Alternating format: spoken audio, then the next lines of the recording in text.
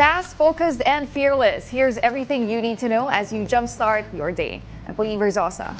Authorities have identified the alleged mastermind behind the killing of a beauty queen and her Israeli partner. The Philippine National Police, or PNP, refused to disclose the information about the alleged mastermind and the possible motive behind the killing. They said they will collect more evidence against the suspect before filing charges against them. The bodies of Geneva Lopez and Yitzhak Cohen were recovered in a quarrying site in Capas, Tarlac over the weekend. Based on their autopsy, the two died from gunshot wounds. Ayaw nating madaliin, ayaw nating magbigay ng deadline dahil maganda yung tinatakbo ng investigation at sabi ko nga binubuo natin yung mga evidence at may mga information po tayong nakakalap. A painting of national artist Fernando Amorsolo has been stolen. Two individuals acted like tourists to steal the mango harvesters from a museum in Silay, Negros Occidental. The painting, which is now over 80 years old, is estimated to cost around 50 million if sold.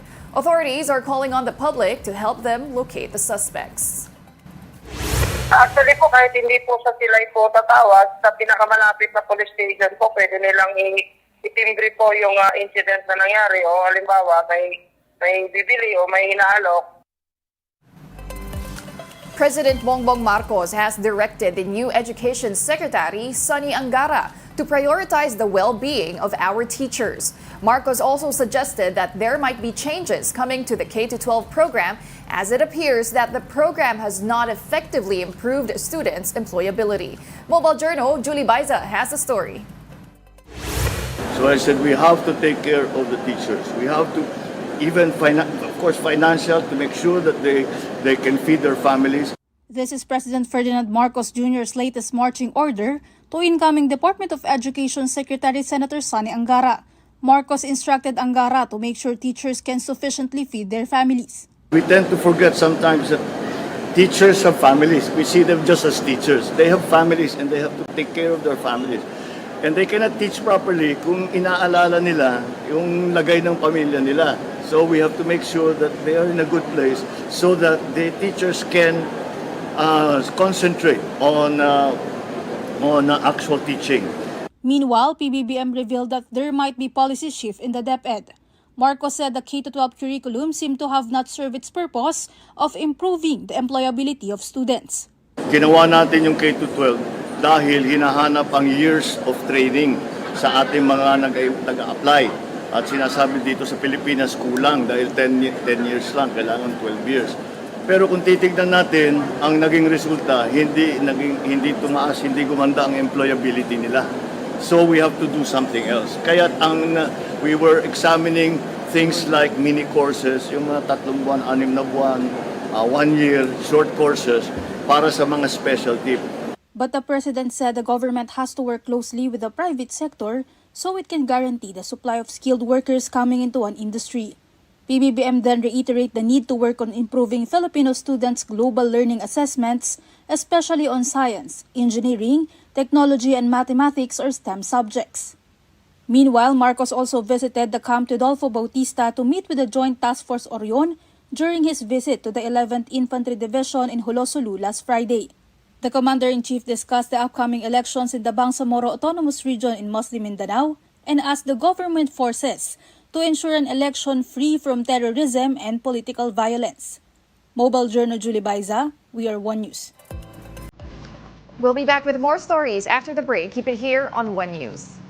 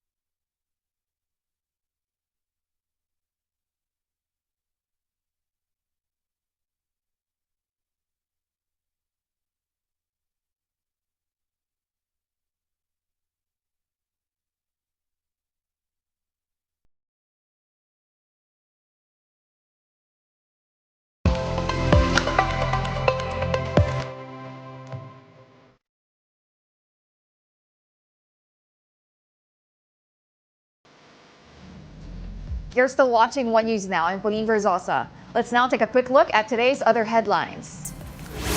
A lawyer of Alice Guo says the suspended mayor is not keen on attending the Senate hearing on July 10. The Philippine Star quoted attorney Stephen David as saying that Guo is still suffering from trauma. Senator Sherwin Gatchalian, however, warns that she could be arrested if she fails to attend the hearing. And a possible breach in the inflation target is unlikely to derail the Bangko Central's planned rate cut by August. Business World quoted BSP Governor Eli Remolona as saying that there is a 50-50 chance that July inflation could breach the 2 to 4% target. The June print marks the 7th straight month that inflation settled within the target band. A Chinese vessel was reportedly seen intercepting 2 Philippine boats near Ayuo Shoal. Former U.S. Air Force official Ray Powell says CCG 5203 blocked the passage of PCG's ships BRP Cabra and BRP Cape Engaño. According to Powell, the 2 PCG vessels were observed moving away from Ayuo Shoal, but the Chinese ship continued to shadow them while militia ships maintained their positions nearby. The incident occurred during the Philippine Coast Guard's routine patrols in the area.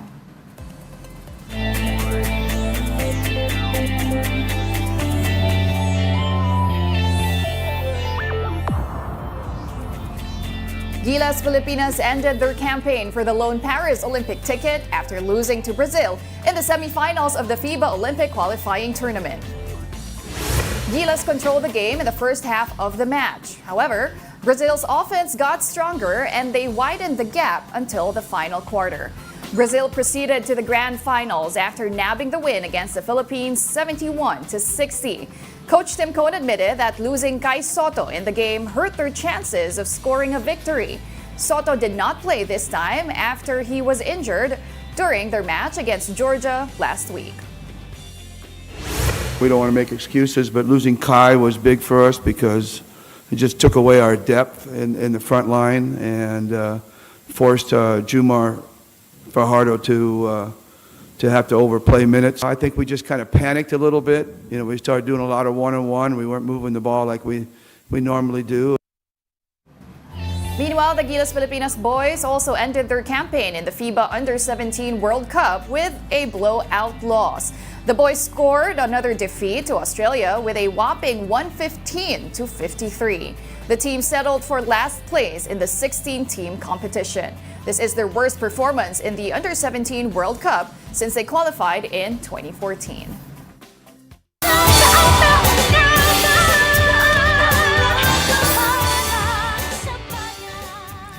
Filipino gymnast Carlos Ayuo continues to work on his body to improve his performance and get the coveted gold medal at the Paris Olympics. From Metz, France, Boom Gonzalez with a report. It is day 6 for Carlos Ayuo and his team as they continue to train here at the Le Arens training facility, where usually he actually trains alone. There's none of this that goes on.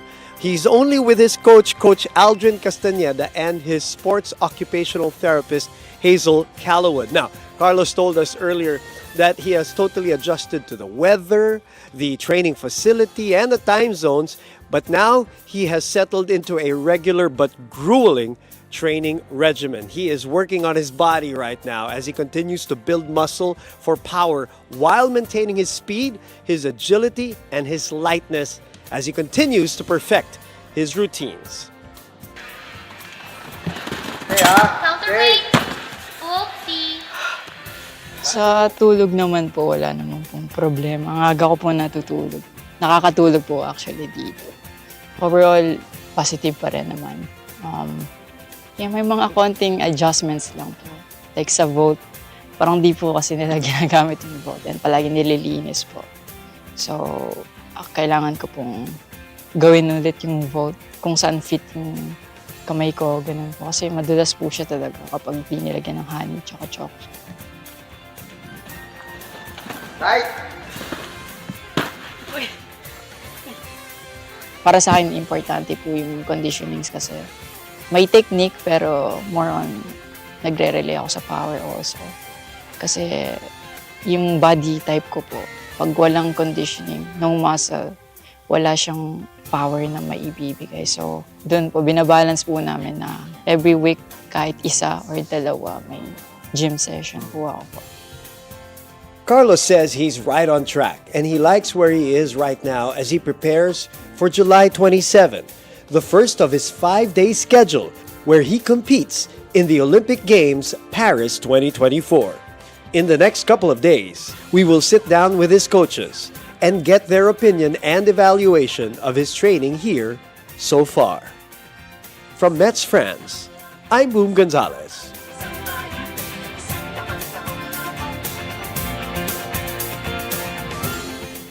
And those are the top stories of the hour. Join us later at 9 a.m. as we continue to monitor the day's biggest stories. I'm Filipinas.